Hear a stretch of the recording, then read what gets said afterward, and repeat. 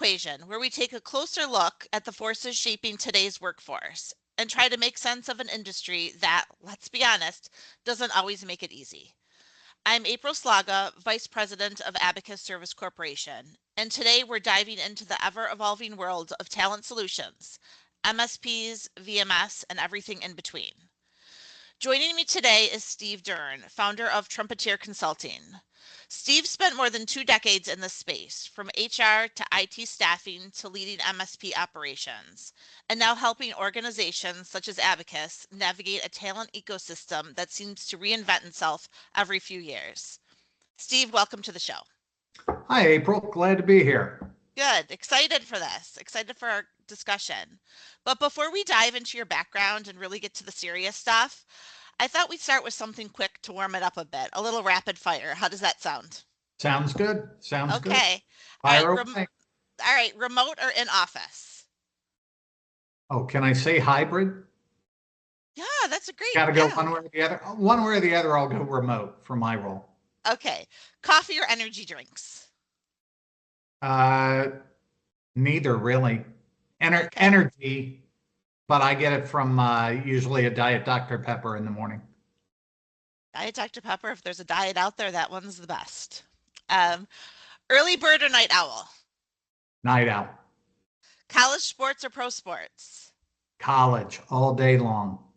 Yes. AI hype or real impact? Real impact. Beach vacation or city trip? Beach. With a golf. Data? Oh, beach with the golf. Yeah, those resorts that have the golf courses attached to them are some of the best. You can get best of both worlds. Data or gut instinct? Data.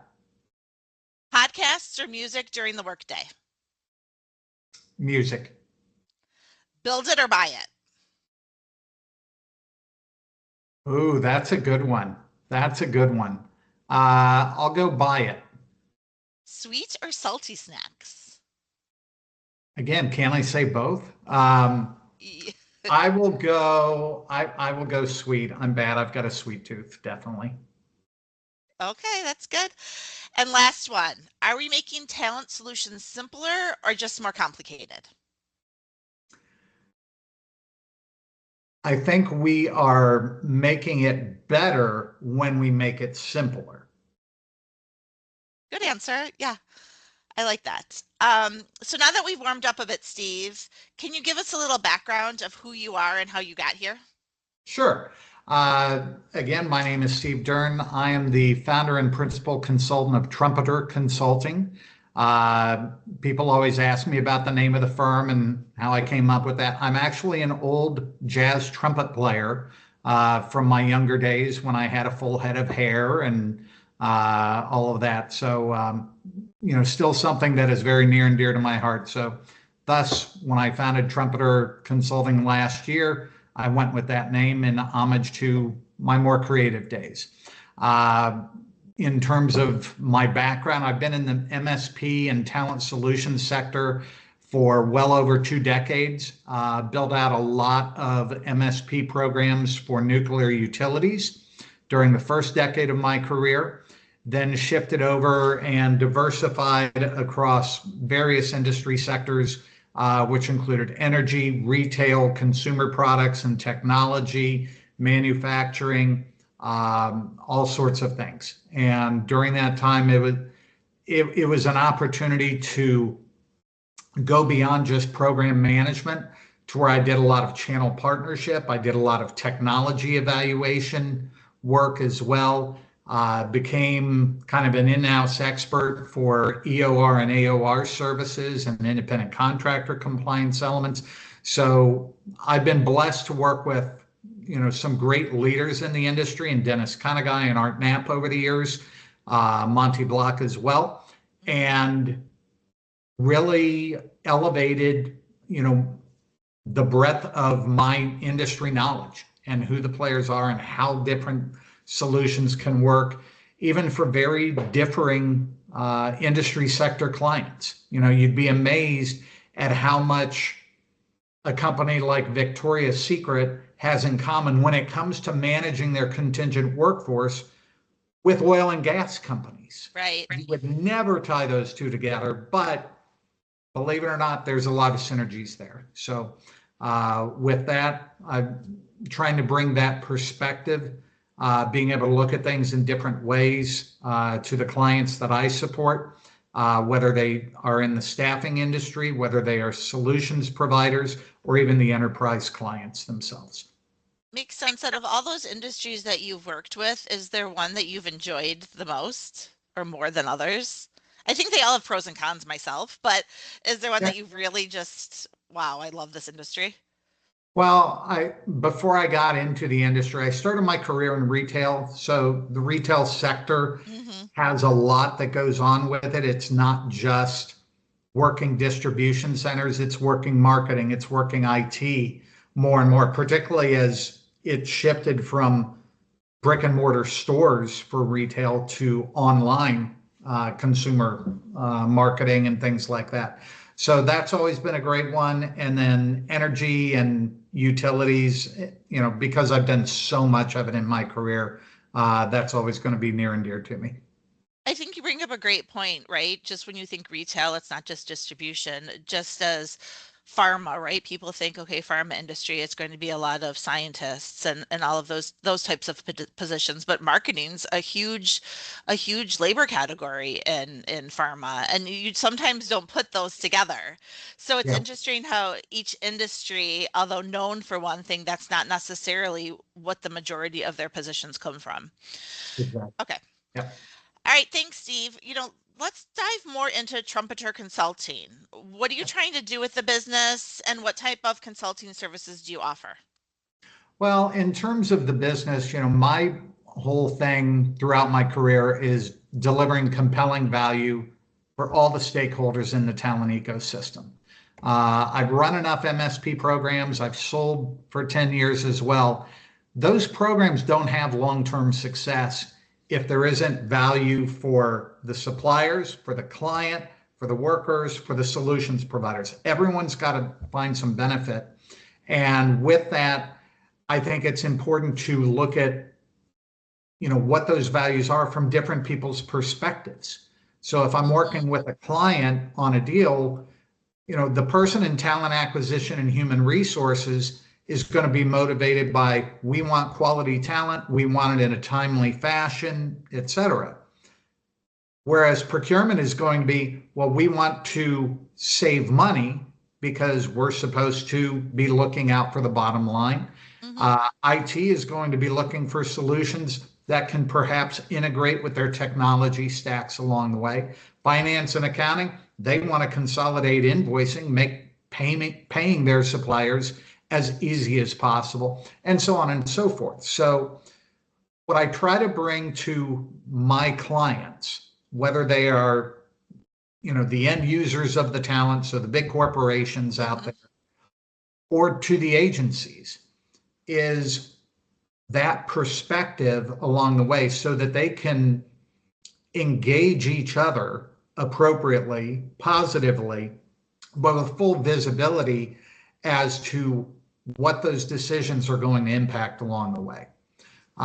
So, I've been blessed to have a few staffing agency clients early on, helping them toward what is their approach in working with, say, MSP and VMS solutions providers, where they're in place for their clients, because it is a little bit different Hmm. way you support those programs than you would your conventional retail client, where you have that direct one-on-one relationship with the hiring managers and so on and so forth. So putting together the marketing and sales strategies with that, communication plans, what do they do with account planning to figure out, okay, what makes sense for our future investments for next year and Hmm. how we're going to support the business and support those clients going forward.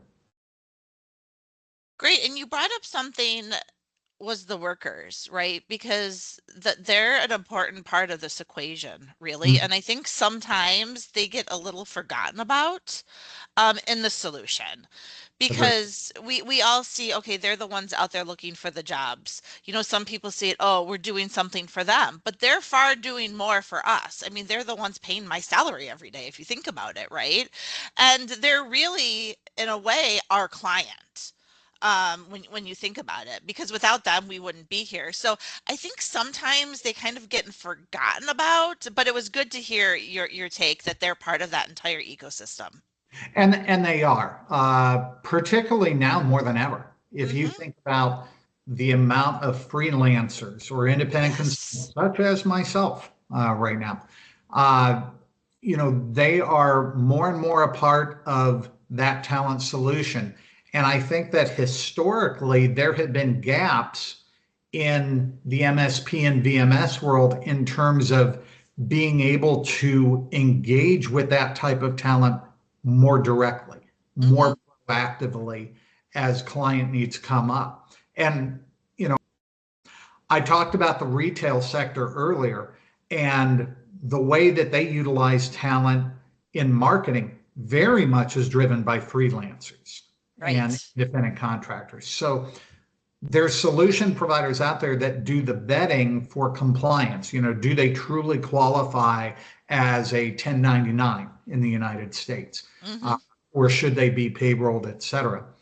And that's fine. And that's an important job. But getting to that talent, getting them engaged in the sourcing process quickly, proactively, building out talent pools proactively, that's where there's been a lot of evolution really in the past 10 years in terms of the talent solutions industry and contingent workforce. Agreed. And nowadays too, there's so many staffing companies out there. I mean, there kind of always has been, I think, but there's so many fighting for the same talent. Mm. So as a company, what are we doing to stand out? There's so much that goes into that. So I really do appreciate that take because again, right, I think they're forgotten about in a way. And we really need to put more of a high level value for those workers because I appreciate that take, Steve, and thank you. And thank you for thinking about those workers. I think they're really important in this whole equation, and it's good to hear when somebody points that out. So, Steve, there's been so much evolution in the past 25 years, right, in this talent solution space. So we've seen MSP and VMS really evolve. I mean, in the beginning, there was one or two out there, and those VMSs were just these babies and now they've grown to such data analytics and everything else. So what do you see as the biggest differences from when you first started in 2002 and where the market is today? Well, besides my hairline, I think that let's take a look from an evolution perspective. In the 2000s, MSP and VMS, those were three-letter acronyms that people kept going, what does that stand for again? And what 100%. exactly do you do? I'm sure we've all been asked by our family members over time, tell me what the heck it is you actually do for your clients. How does it all work and so on and so forth? And you go through a 5-minute explanation and they still have no They clue still whatsoever. don't get it. It's funny you say that, Steve, because I've been married for, gosh, almost 27 years, and my husband still sometimes will be like, "What do you do?" Oh yeah. So, Yeah. yeah, it's funny. So, if you look at the 2000s, to me, the MSP was very much about compliance. It was about drive cost savings, drive visibility. We want everything routing through one process. We want a consistent process. And a lot of the MSPs, quite frankly, we were kind of making it up as we went Yeah, along. definitely. What sounds good, what seems logical, let's whiteboard this, and we come up with our solutions. And it was kind of very basic formula. And it proved to be beneficial to the clients because suddenly they were getting visibility to their contingent workforce spend, to the supply base, to the people who were on site and badged and invoicing and all of that. They were getting cost savings along the way. Most MSPs were touting, we can save you anywhere from 5 to 15% based on Mm-hmm. what you're already paying today. We can also automate the processes for you, et cetera. But the role of the MSP very much was around process management and policing. How many 100%. programs were no contact programs? We don't want the suppliers talking to hiring managers at all.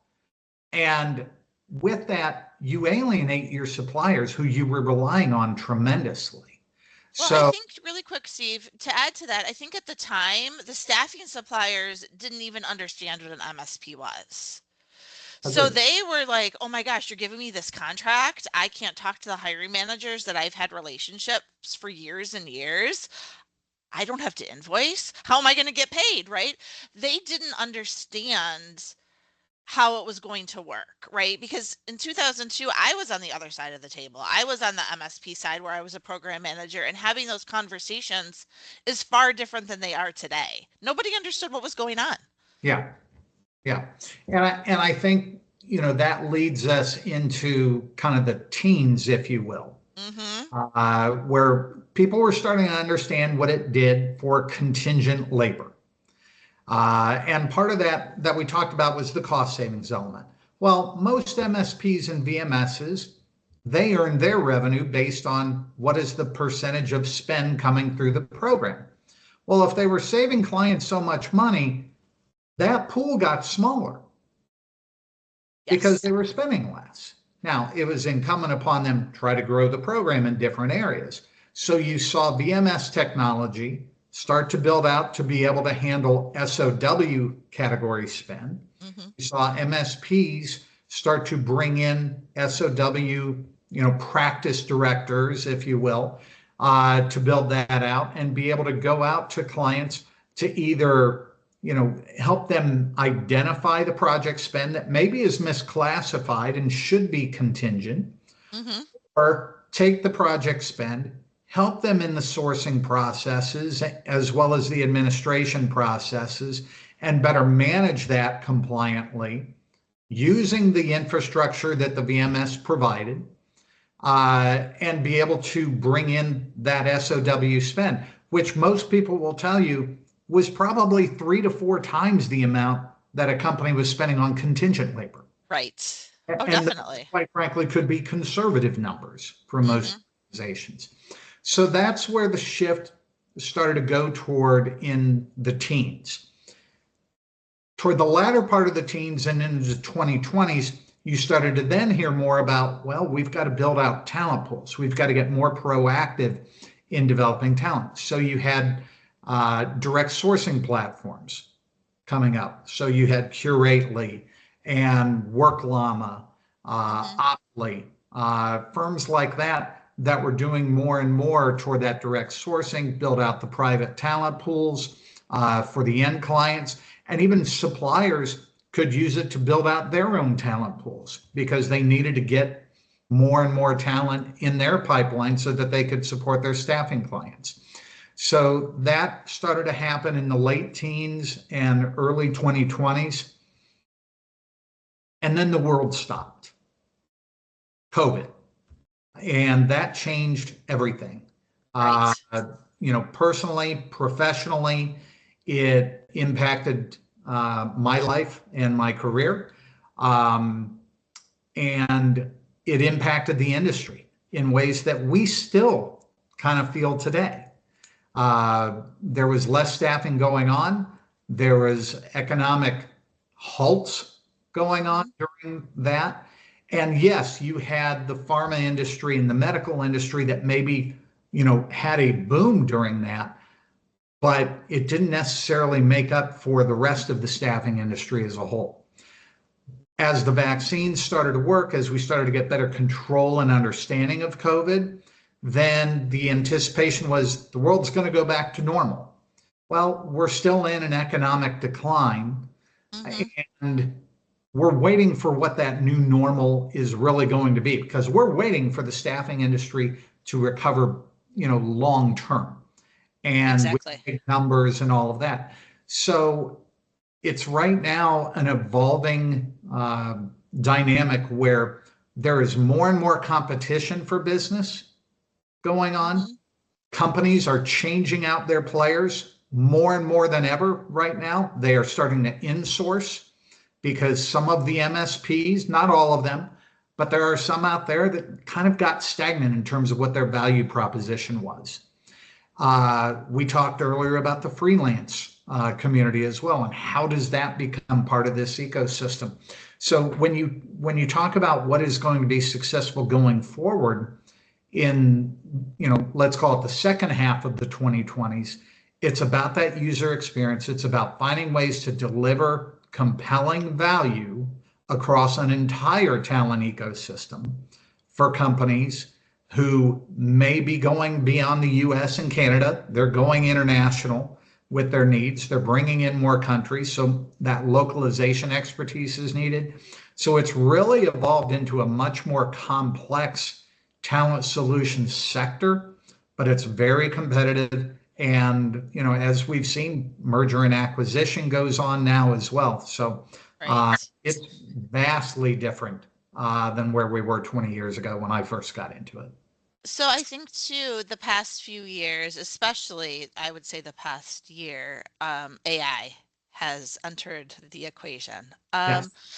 So I see that having more of an impact, like you said, the second half of the next 4 years beyond that, right? But what do you think that is going to mean for staffing? Well, I think AI, here's my take on AI.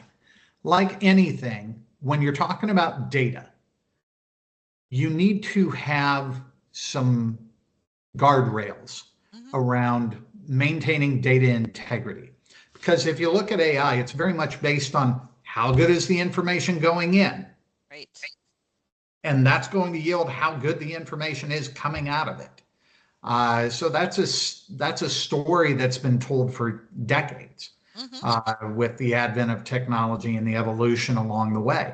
I think AI is already having an impact, certainly in terms of some of the tactical process related types of things. I think it helps us potentially write better or Yes. at least more efficiently. I think you sometimes lose the voice of the writer a little bit. Agreed. I'll tell you, I use AI kind of to form some outlines, but I make sure my voice is in there along the way. So there is humor, there are You have anecdotes to. and things I mean, like that. you get the email that you can say, I can tell in an instant AI completely wrote that, right? Especially having talked to or corresponded with some of these people for years and years, and all of a sudden you get this very AI written email. It's like, okay, this isn't them. So it Yeah, definitely has a place, right? And I think it's going to make all of our jobs easier. But you can't lose the human element part of it, and especially in absolutely. staffing. And staffing is such a relationship driven business. And I just am worried a little with the AI. I fully embrace it. Fully, I believe that we need AI to get to the next level, but I just don't want it to replace that human interaction that's so important in staffing. Yeah, and it is going to drive some efficiencies. I mean, Yes, 100%. we're going to be naive if we think AI will not impact jobs. I Hmm. think that's a naive thought. However, some of that impact could be positive. It could be new 100%. types of jobs. It could be new practices that staffing organizations are going to focus on going forward. So between that, cybersecurity, Hmm. I know are two things that your organization is near and dear to. AI will have an opportunity to broker some new avenues along the way as we continue to evolve with it too. I've seen that too. We've already seen instances where organizations are looking for AI training for their staff, and we're using that to try to a whole new business line of training and other, like you said, cybersecurity. All these are becoming more and more important. And again, right, we all start in staffing, but you see more opportunities where staffing training is part of staffing, right? We find the trainers and then we have a solution at the same time. So yeah, I think AI is going to bring a lot for all of us. It's an exciting time. We all just have to be really open to the change that comes with it. And if you're not open, in a way, you're going to be left behind, I think. Yeah. You really have to be there. So As we're talking about AI, and of course, that's something I think that's really the next step, but what else do you see? What else do you see happening next in this industry? Well, I think that one of the trends I'm seeing more and more, particularly from the MSP side of the world, Hmm. is offshoring. And there was a big push toward offshoring, about a decade ago. And then it went away and it seems to be coming back a little bit. But I think it's coming back more selectively. I think that end clients, so the IBMs and the Apples and the P&Gs of the world, they still want local support for their account management processes. They Hmm. want those relationships. They want to know that they can reach out, whether it's them doing it or their MSP doing it, that they can reach out to a local point of contact to deal with an employee situation for one of their contingent workers, or if they want to have a strategy meeting around a new project that's going to be going on. However, there are back office benefits toward some of the offshoring. So if you think about some of the sourcing activities, Hmm. those can now be done 24/7. Uh, 100%. and keep that churn going, if you will, in terms of building out the talent pools and finding the right people for your clients quicker. So I think it's just a matter of knowing who your client is, what some of their motivations are going to be in terms of figuring out how far you go with offshoring.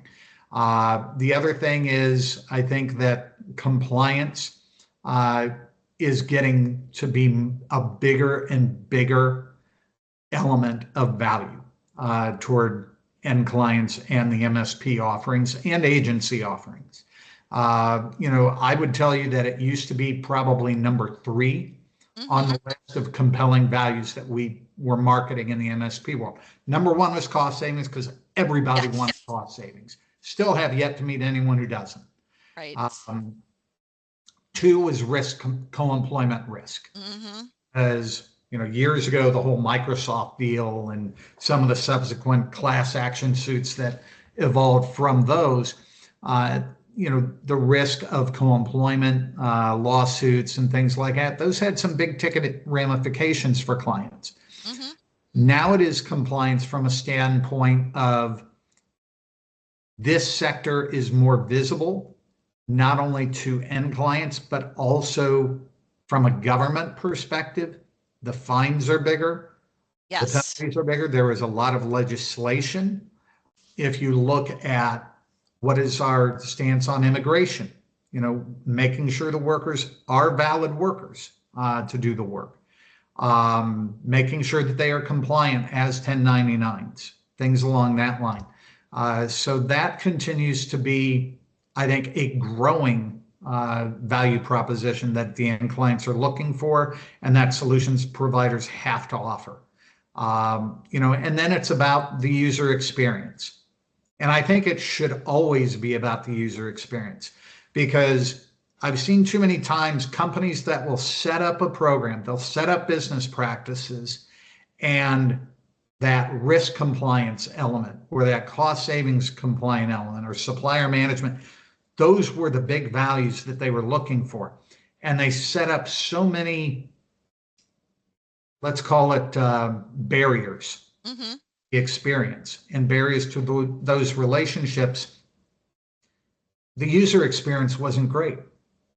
And if Right. the user experience isn't good, people don't want to use your program. And the Hmm. best thing you can do with a program is drive positive engagement among the stakeholders, create a positive user experience. Because if you have that, then your hiring managers are going to be comfortable using that solution, using that process. And then you know what? It's no longer a program, it's policy without having to enforce a policy. It's just Agreed. nature for them. So I think that user experience has to apply to everyone in the stakeholder community, freelancers included, get it Hmm. direct down to the talent, make it easy for them to submit their payments and get onboarded, et cetera. And AI can play a factor in that along the way as well. So I agree. That user experience is important, and we talk a lot about the hiring managers because if they have a good experience, they'll want to use it.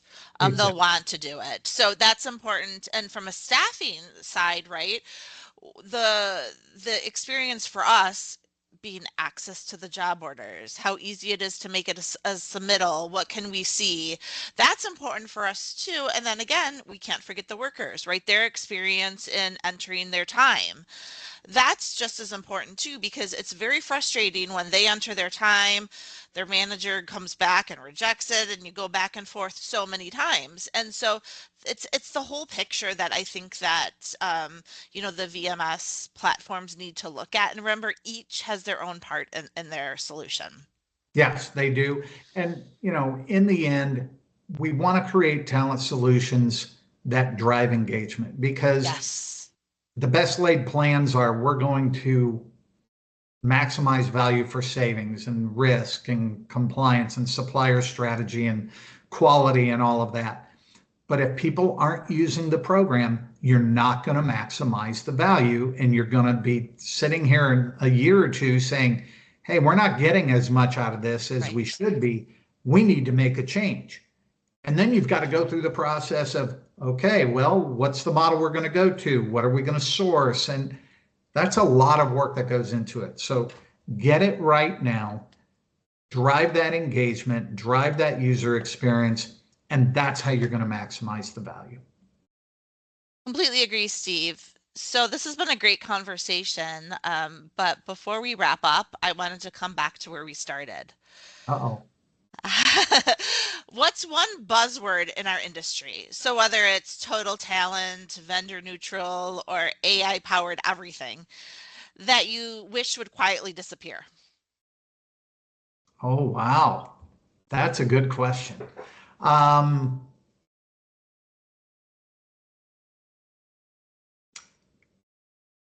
Total talent solution.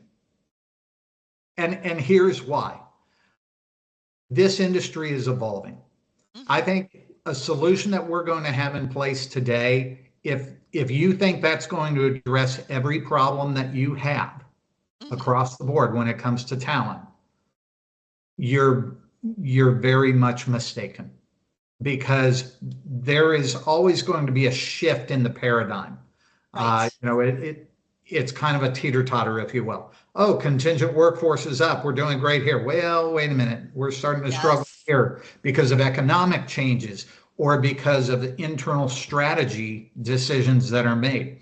So it's constantly going to be moving. You're constantly going to be having to refine what your talent management strategies are. You want to do so with total talent in mind, but there's always going to be fine tuning. So Agreed. that So that would I, be the one that kind of stands out to me a little bit. so my buzzword that I want to disappear is supplier optimization. I want that gone. Okay. All right, so we're gonna have a little debate on this then.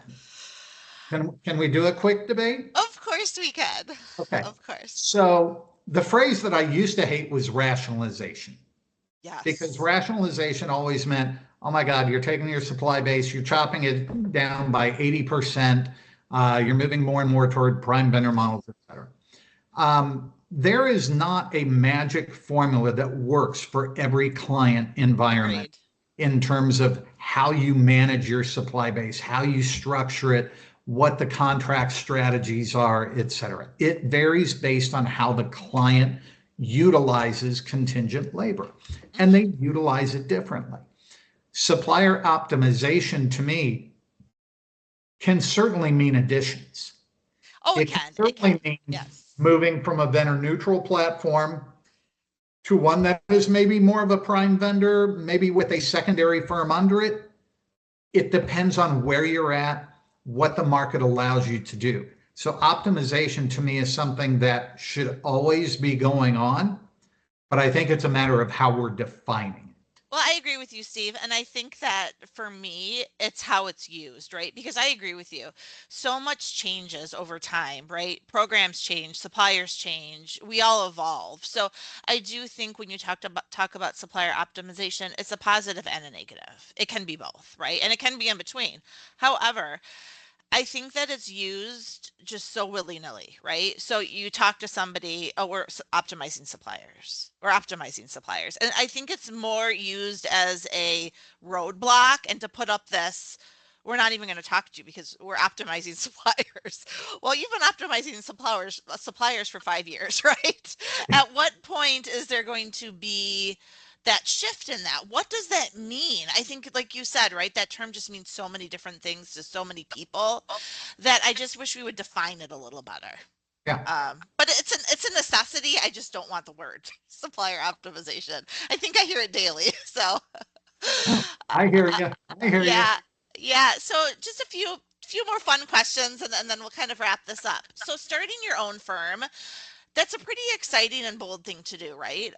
Especially in this market, I think. But what's the most, or how has it been more rewarding than you expected? And what's been harder than you expected? Well, I think that in terms of the reward, I'm very passionate about this space. And I've had great opportunities for over 2 decades. I've learned a lot, but I've always viewed my role less as a manager along the Hmm. way and more as a mentor. And I Yes. believe in adding, that phrase, compelling value. That is one that you'll hear a lot from me. I believe that can be applied to many different audiences, many different stakeholders, so that they can improve their user experience internally and for their, clients and partners along the way. So that's what I'm trying to bring to the table with this. It is my passion. I think Hmm. it's what I'm best at over the years and how I've been able to help, companies large and small be able to evolve in the talent solutions sector overall. The thing that's hardest, um, I don't have much time for golf these days. And I live on a golf course on the sixth fairway here in Cincinnati. So that part's getting a little challenging. My handicap's going way up, and it was pretty high to begin with. So, So that kind of led to my last question, which was outside of the day job, what you like to spend your time on. So I'm assuming that's golf. well, the golf course probably is missing me being out there because there's a lot of free golf balls to be had from the ones that I love doing golf. I am a huge sports fan. Yes. I'm an old musician, so I recently had a chance to join my brother, who was also a jazz trumpet player growing up. We went to a great jazz concert at a old movie theater that's been renovated into a great jazz venue here in Cincinnati. So music's still important to me. I've got 2 kids who live within a couple hours from us, so we're still semi-active in their lives a little bit. And then, the bulk of my spare time in the evening tends to be walking our beagle Ziggy around the neighborhood and wearing him out. So That's the best it's a kind good of life. thing to do. It's a good life. Yeah, it sounds like it. So Steve, this really has been a great conversation. Well, You know, I've had fun doing it, and I appreciate the opportunity to join you. of course, your perspective, and really walking us through where the talent solution space has been and where it's heading. It's been really informative. It's clear the industry really isn't slowing down anytime soon, even if our definition of normal keeps changing on us. I don't think we know what that is right now. But thanks again for joining today. And Thank to you very everyone, of course, and to everyone listening, thanks for tuning in to the Talent Equation. If you found this conversation helpful, or at least slightly less confusing than your last workforce strategy planning meeting, be sure to join us next time as we continue to break down what it really takes to build and manage great talent. Thank you.